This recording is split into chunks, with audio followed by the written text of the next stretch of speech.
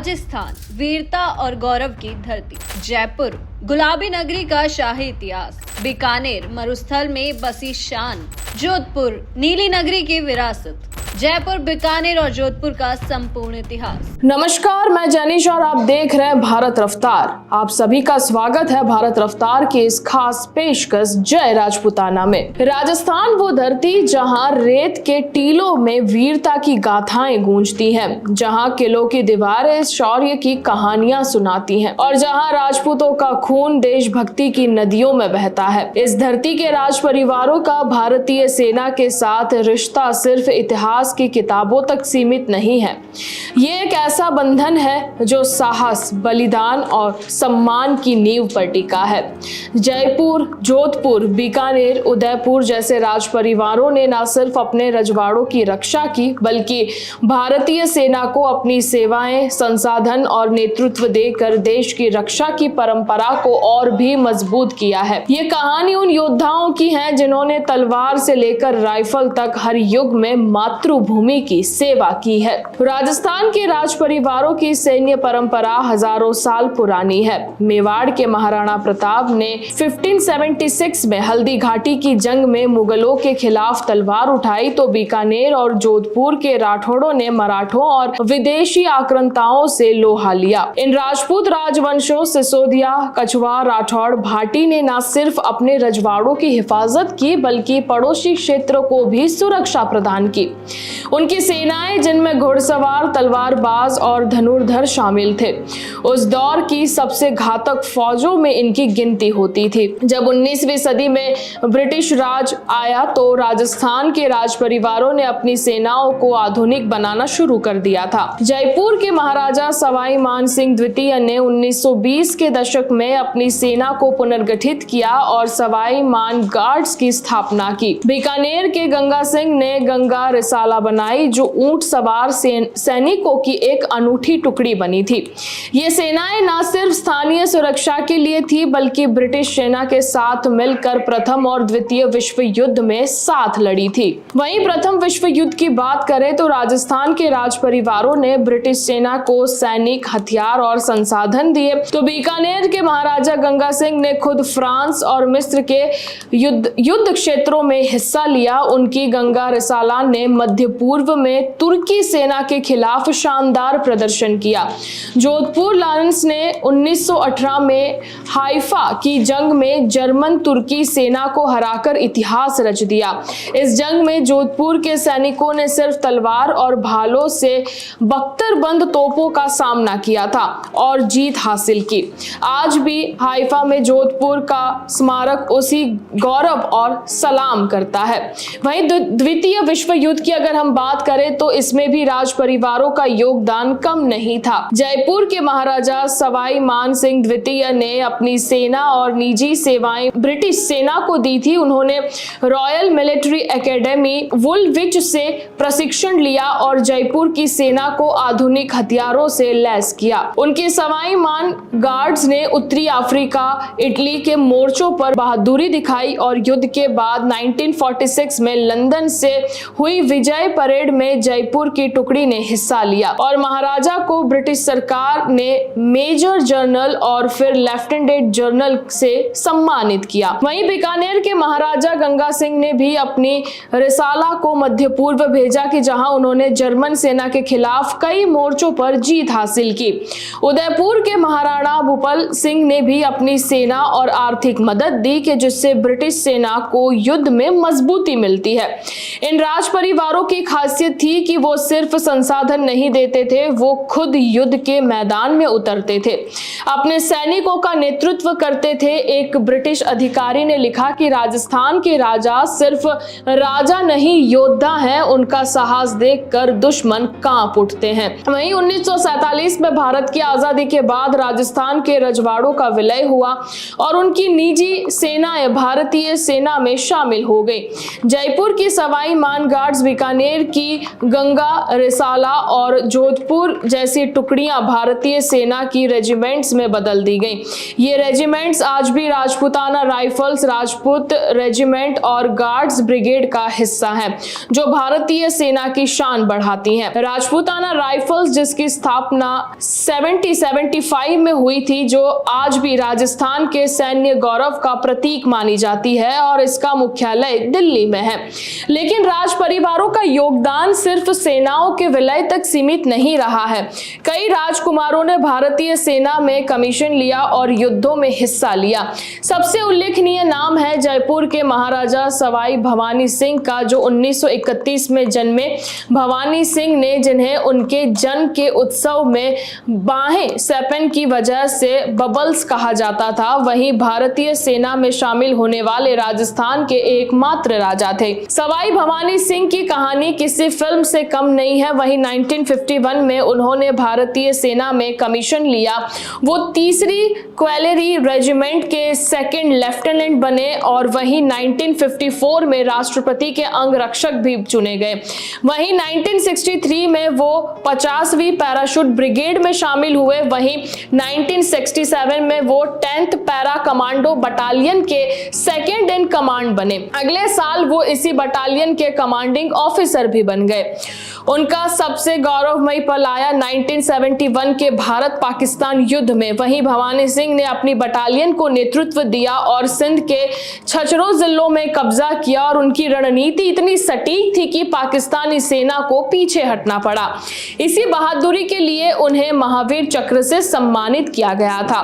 भारत का दूसरा सबसे बड़ा वीरता पुरस्कार। एक सैनिक ने उनकी तारीफ में कहा कि वो राजा नहीं, हमारे भाई थे, हमारे साथ खाइयों में बैठते, हमारे साथ गोली खाने को भी वो तैयार रहते थे। वहीं 1987 में ऑपरेशन पवन के दौरान जब उनकी यूनिट श्रीलंका में थी, तो तत्कालीन प्रधानमंत्री राजीव गांधी ने उन्हें सैनिकों का हौसला बढ़ाने के लिए श्रीलंका भेजा। उनकी मौजूदगी ने सैनिकों में नया जोश भर दिया। वहीं 1974 में उन्होंने स्वेच्छा से रिटायरमेंट ले लिया ताकि जयपुर की शाही जिम्मेदारियों को संभाल सके। लेकिन सेना से उनका नाता कभी नहीं टूटा। वहीं रिटायरमेंट के बाद भी उन्होंने ब्रिगेडियर की मानद रैंक दी गई और 1993 से 97 तक वो बुनेई में भारत के हाई कमिश्नर भी रहे। वहीं लेखक सज्जन सिंह राठौड़ अपनी किताब कछवा वंश का सिरमौर में लिखते हैं कि भवानी सिंह को सेना में जाने की जरूरत नहीं थी, वो शाही ऐशो आराम की जिंदगी जी सकते थे, लेकिन उन्होंने देश की सेवा चुनी और साधारण सैनिकों के साथ कंधे से कंधा मिलाकर लड़े। उनकी सौतेली मां महारानी गायत्री देवी ने एक बार उन्हें जैसलमेर के तपते रेगिस्तान में तंबू में पसीना बहाते देखा तो हैरान रह गई और उन्होंने कहा कि बबल्स का दिल सोने का है, वो राजा कम और सैनिक ज्यादा है। जयपुर के अलावा बीकानेर के राज परिवार ने भी सेना में अपनी छाप छोड़ी है। वहीं महाराजा गंगा सिंह ने न सिर्फ विश्व युद्धों में हिस्सा लिया, बल्कि उनकी गंगा रिसाला को भारतीय सेना में शामिल भी किया। आज भी ये बीकानेर कैमल कॉपर्स के नाम से जानी जाती हैं, जो सीमा सुरक्षा बल का हिस्सा है। वहीं गंगा सिंह की पोती सिद्धि कुमारी आज भी बीकानेर में सामाजिक कार्यों के लिए जानी जाती हैं और अपने परिवार की सैन्य विरासत को गर्व के साथ आगे बढ़ा रही हैं।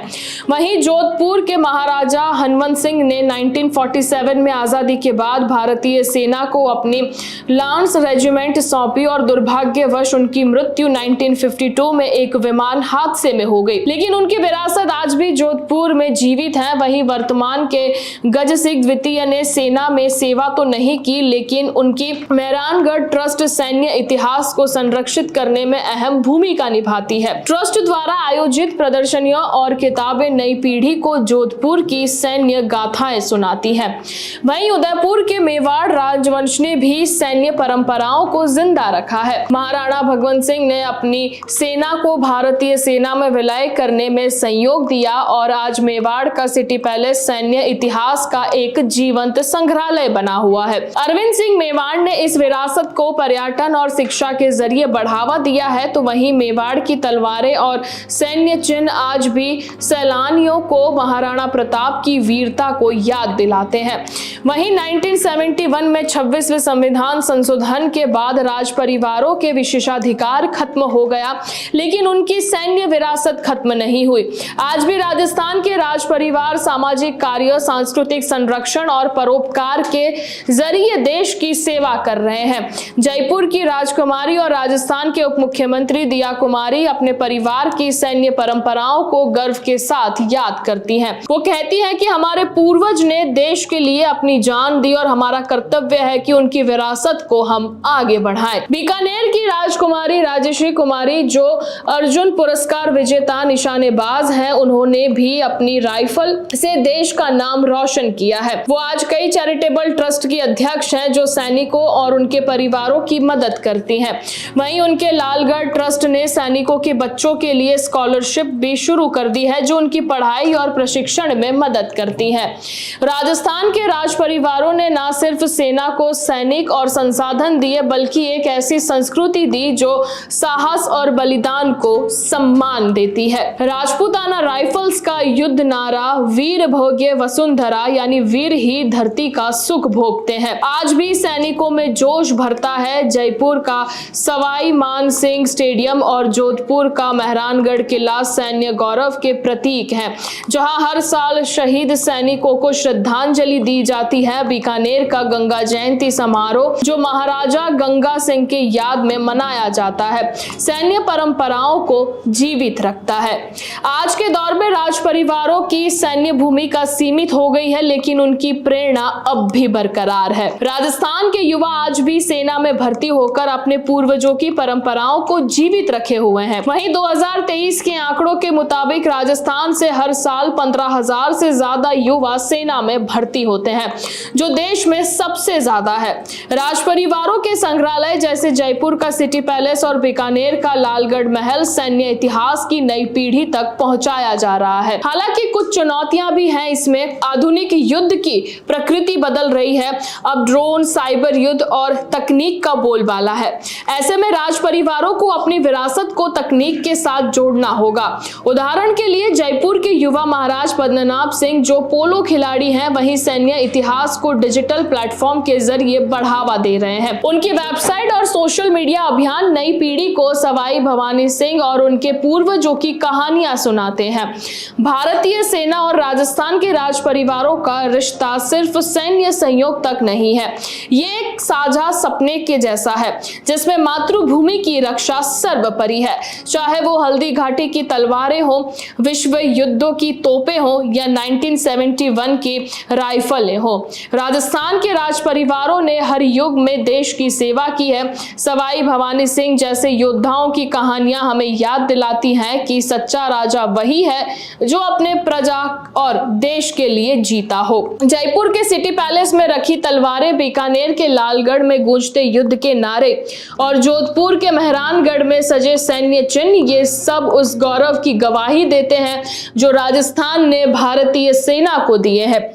सवाल अब ये है, क्या हम इस विरासत को सिर्फ कहानियों तक सीमित रखेंगे या इसे अगली पीढ़ी तक प्रेरणा के लिए पहुंचा पाएंगे? आप क्या कहते हैं? क्या राजस्थान का ये नया सैन्य गौरव हमेशा हमारी धड़कनों में बसता रहेगा?